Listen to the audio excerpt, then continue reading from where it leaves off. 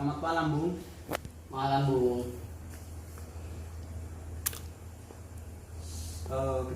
Saya pernah mendengar itu Andi F. Noya, atau biasa dikenal dengan Hik Andi ya.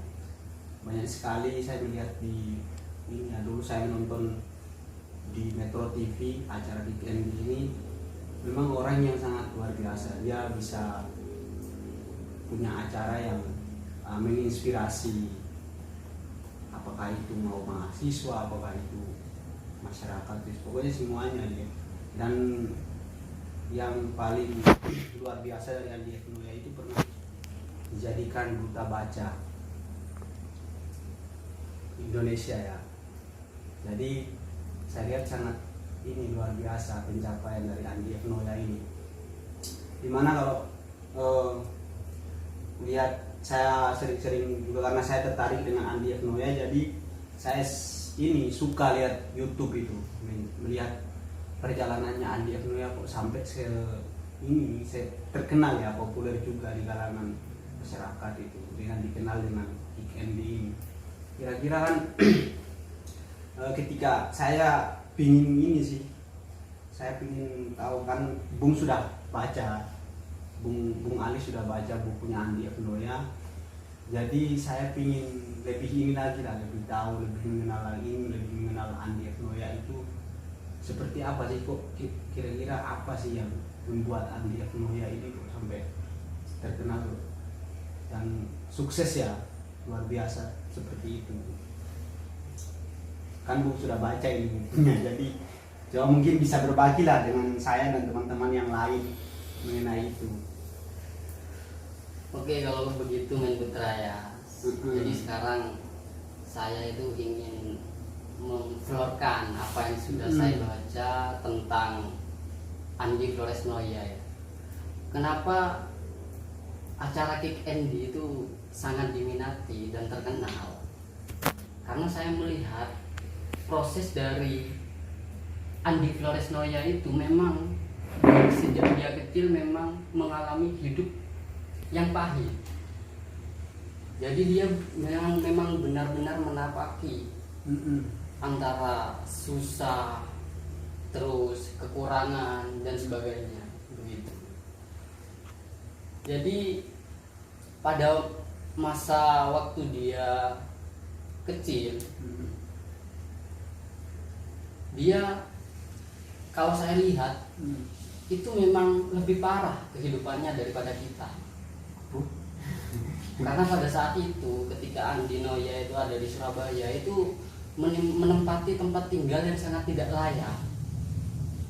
Seperti halnya dia ngontrak rumah, kalau nggak salah itu ukurannya cuma 7x6. Itu ditempatkan di tempat garasi mobil, dan itu tidak ditempati oleh seorang diri. Oh, berarti ada anak, ada atau mungkin ada keluarganya juga. Iya, ada keluarga, ada ini siapa? Ibu. Kebetulan dia kan ini orang tuanya single parent. Oh. Ketika di situ problem-problem itu terjadi, sampai Andi itu merasakan katakanlah ini benci dan kecewa sama orang tuanya, sama ibunya, karena kekurangan kasih sayang begitu. Kenapa kok bisa sampai, maksudnya yang ibunya itu kerja atau apa itu? Kerja dari pagi, pulangnya sampai nanti ketika hampir maghrib. Nah, begitulah keseharian Andi itu. Terus kira-kira yang membuat Andi ini sampai ini ya menjadi acara yang paling populer yang kita tahu itu kan Kick Andy, sampai sepopuler itu. Mungkin apakah karena usahanya dia, atau mungkin karena ini apa namanya itu, usaha dan kemauan, kemauan dan usaha. Nah, ketika dia sekolah, waktu itu kan dia ini, waktu dia di Surabaya tidak lama kemudian ketika di situ sudah mengalami banyak problem, akhirnya dia pindah ke Malang, sekolah di SD sana gitu loh. Kebetulan di sana dia itu seringkali menjuarai kayak semacam nulis gitu loh. Tulisannya Oh, bagus, iya. tulisannya bagus sampai ada itu guru yang sampai sekarang itu masih diingat oleh Andi itu namanya Ibu Ana kan? Dia berpesan kepada Andi kalau Andi nanti besar, saya harap melanjutkan ke bidang jurnalistik. Oh, berarti dari situ ya buat dia itu sampai ini ya, sampai apa namanya, semangat, terus juga mungkin termotivasi di sana ya. Termotivasi. Suatu ketika Andi itu pernah membaca dari muatan Tempo, majalah Tempo itu. Dia melihat tulisannya, kok masih sepele ini sih, tulisan saya lebih bagus, sampai dia sudah punya asumsi begitu. Dan akhirnya ketika dia sudah lulus dari ini sekolah di STM, kemudian dia diajak kakaknya untuk pindah ke Jakarta karena di Jayapura waktu itu. Berarti pindah-pindah ini? Iya, pindah-pindah dari Malang ke Jayapura. Setelah ayahnya meninggal, baru yang sudah tidak ada yang membiayai, baru dipindah ke Jakarta, diajak kakaknya begitu. Kemudian di situ secara tidak sengaja dia melihat peluang, melihat ini ada kesempatan lah untuk sekolah jurnalistik. Pada saat itu Andi berangkat dan pendaftarannya itu sudah tutup. Dia nanya kepada sekretaris cewek itu, loh kok baru daftar sekarang, begitu sambutnya. Ya sudah, kalau begitu saya usahakan. Dan akhirnya dia dia lolos, masuk, dan akhirnya ketemulah dia dengan yang namanya Che Guevara.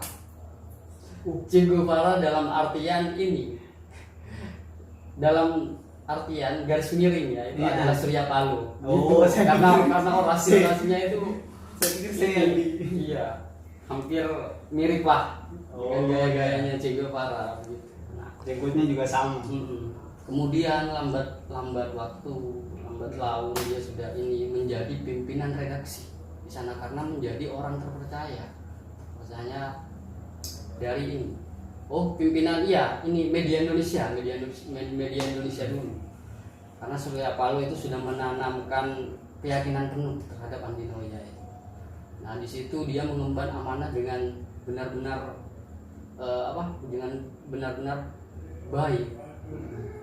Dan akhirnya di situ Surya Paloh kagum terhadap kagum dan menjadi orang nomor 1 lah yang diemaskan di sana. Berarti anak emas. Anak emasnya Surya Paloh itu. Dan di sana bagusnya Andi ini. Di situ kan banyak senior yang sudah berlagak dewasa, tidak patuh terhadap aturan gitu. Andi Noya itu sangat mangkal dengan keadaan itu. Sampai dia berani memecat anak emas yang lain. Begitu. Saat dia jadi redaktur itu. Iya. Maupun di media Indonesia maupun ketika sudah menjadi redaksi Metro TV, dia pernah memecat anak emasnya. Karena apa? Hanya karena hal sepele. Kalau menurut saya hal sepele itu karena tidak memakai dasi, begitu. Terus pesan yang masih saya ingat sampai sekarang itu, ketika menjadi wartawan itu jangan pernah menerima amplop.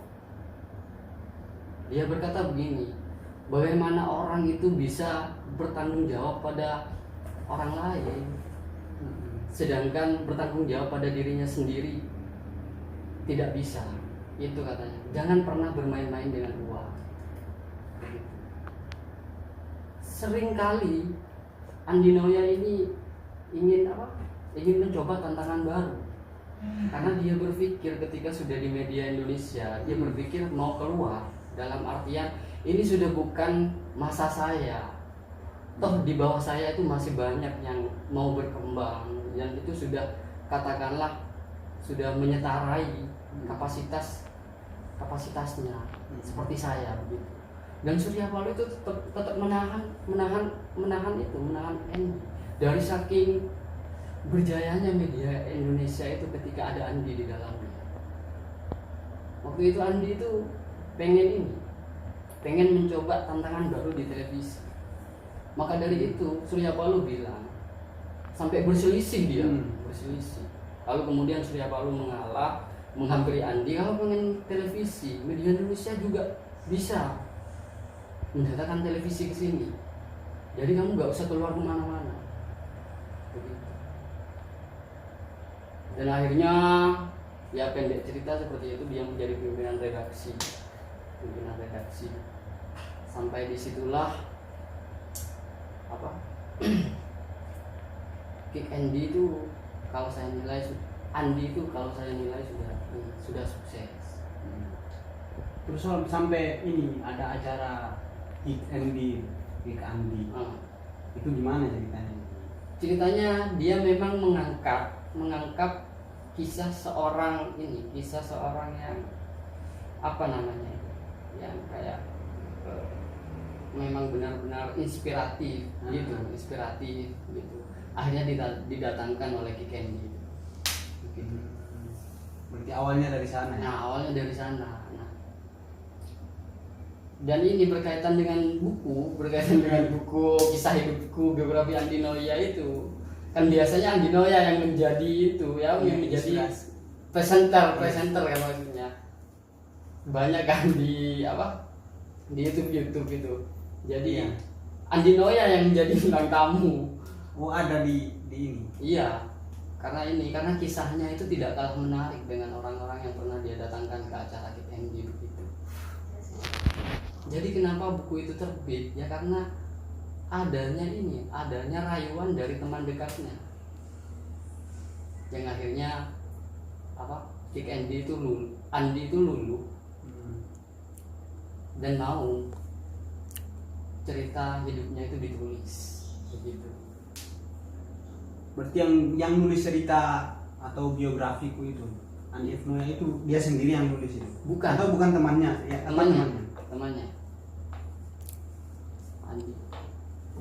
Jadi kalau saya ini menarik kesimpulan dengan sesuai apa yang dipertanyakan Bung tadi itu, kenapa Andi itu bisa seterkenal itu, bisa sukses itu, karena dia memang benar menapaki dari bawah, mulai dari kurangnya kasih sayang orang tua dan juga kekurangan dalam hidup, tidak sama dengan mereka yang lain.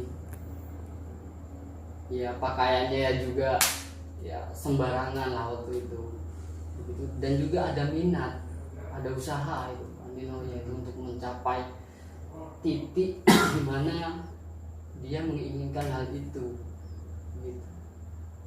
Ya begitulah. Oh iya, kira dari sana ternyata luar biasa ya kisahnya Andi F. Noya ini. Berarti memang kalau misalnya kita yang sekarang atau Bung yang sudah berbagi dengan kita ini, dengan saya atau dengan teman-teman yang lain misalnya, itu juga memang mengambil sebuah pembelajaran penting dari kisah hidupnya Andi F. Noya ini. Kalau saya juga karena kita sering ini ya baca buku itu, kalau memang kita ingin termotivasi kalau lagi galau atau lagi khawatir atau lagi gelisah, itu memang yang ini ya bisa juga menjadi masukan atau bisa juga menjadi saran itu ya, kita harus baca buku biografi agar bisa terinspirasi ini ya. Ternyata masih banyak orang ya, atau masih banyak orang-orang yang ini ya terkenal itu dari kisah hidupnya yang terdahulu memang sangat lebih susah ya. Dari kita ini. Luar biasa ternyata Andi kisahnya ini. Terima kasih Bung, selamat malam. Bung.